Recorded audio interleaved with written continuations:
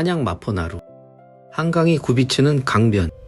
사람들이 분주히 오가는 그곳에 이상한 집이 하나 있었다. 벽은 흙이었다. 지붕도 흙이었다.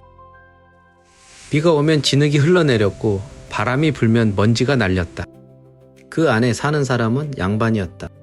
명문가 한산 이씨. 조선의 어느 재상보다 똑똑하다고 소문난 학자였다. 사람들은 수군거렸다. 저 양반은 왜 저러고 사는 거야? 폼 잡는 거겠지. 아니면 미친 거거나. 그 흙집의 주인은 빙긋 웃으며 강물을 바라봤다. 이름은 이지함, 호는 토정.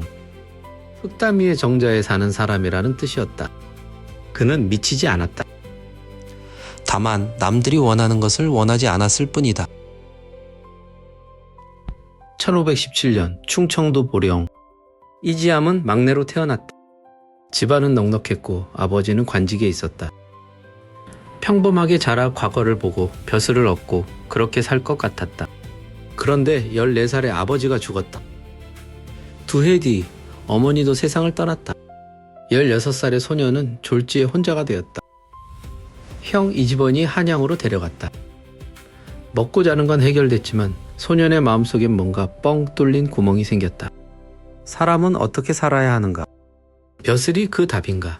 재산이 그 답인가? 아버지도 어머니도 아무 말 없이 그냥 가버렸다. 세상은 계획대로 되지 않는다는 걸 그는 너무 일찍 배웠다. 한양에서 형에게 글을 배우던 이지함은 어느 날 소문을 들었다. 개성의 서경덕이라는 학자가 있는데 벼슬도 않고 산속에서 제자들을 가르친다는 것이었다. 성리학을 넘어 우주의 이치를 연구한다는 이야기였다. 이지함은 짐을 꾸렸다. 서경덕의 문화에서 그는 처음으로 틀을 깨는 사유를 배웠다. 수학을 배웠고 천문을 배웠다. 땅을 읽는 법, 물을 읽는 법, 사람을 읽는 법. 학문이란 책 속에 있지 않다. 세상 속에 있다. 스승의 말은 씨앗처럼 그의 안에 박혔다. 이지함은 생각했다. 그렇다면 세상으로 나가야 한다. 그는 걸었다. 말을 타지 않았다. 가마는 더더욱 없었다. 집신을 신고 베옷을 걸치고 조선 팔도를 발로 누볐다. 백성들의 마을에 들어갔다. 농부들과 밥을 먹었다. 어부들과 그물을 쳤다.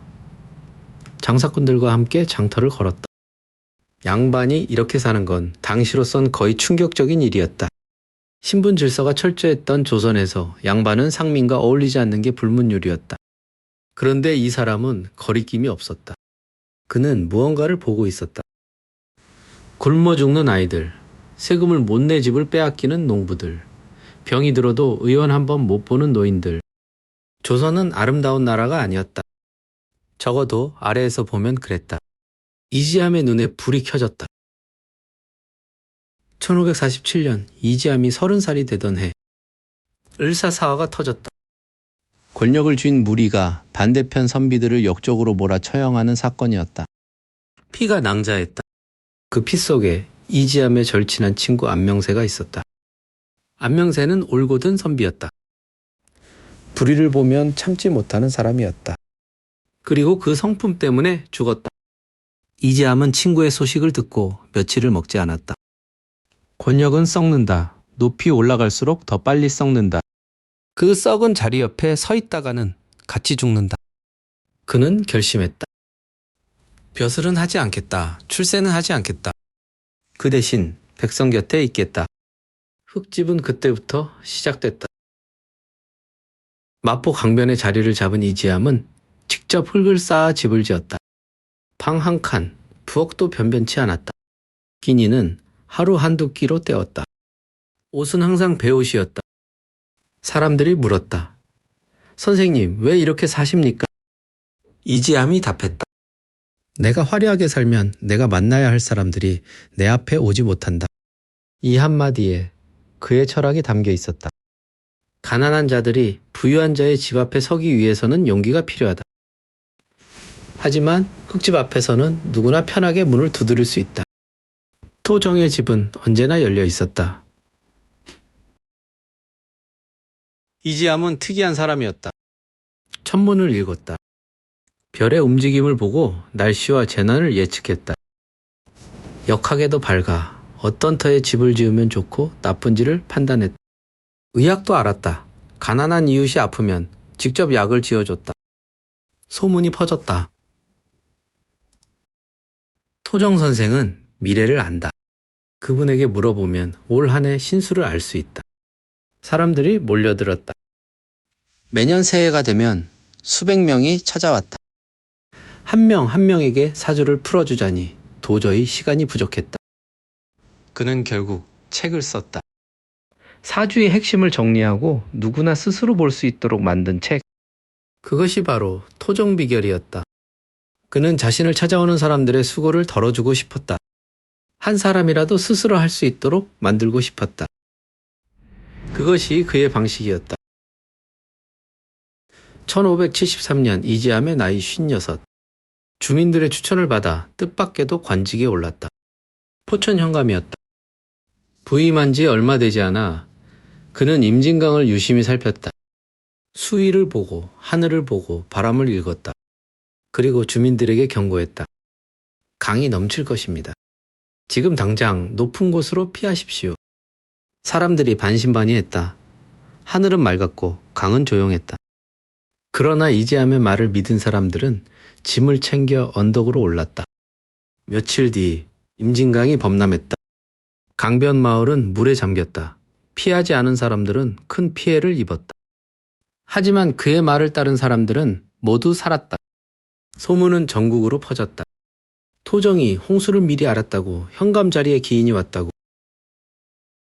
이듬해 포천 현감을 사직한 이지암은 4년 뒤인 1578년 아산 현감으로 다시 불렸다.